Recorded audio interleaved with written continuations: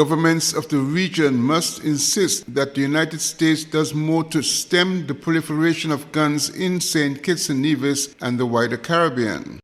This view was expressed by Premier Mark Brantley of the Nevis Island Administration when he made remarks at the 4th October edition of the National Consultation on Crime and Violence held in Charlestown. Brantley said that the vast majority of gun crimes involve weapons that were made in the United States. And I believe for far too long the United States has been given a pass. The U.S. has become the main source of weapons, handguns in our region.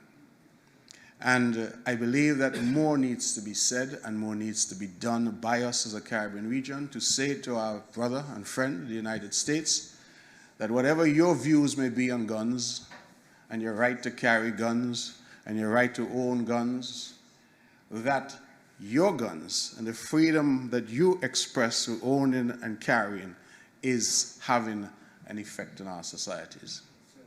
Too many guns are making their way into our region, and I believe that law enforcement would agree that those weapons are largely, in large measure, coming from the United States of America. And so I'm happy that USAID is involved, because as USAID looks at our gang problem, USAID must also look at what the United States is doing to contribute to that problem that we're having. You know, there may have been gangs from time immemorial, but if all the gangs could do is throw stones and bottles, the homicide rate would be a lot lower.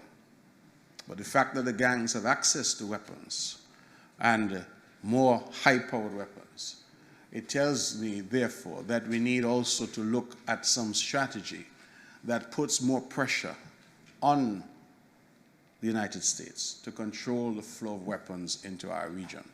As a CARICOM region, Brantley said, we need that kind of foreign policy initiative because all the countries are experiencing the same problems, especially in relation to gun violence. Glenn Bart reporting for SK Newsline.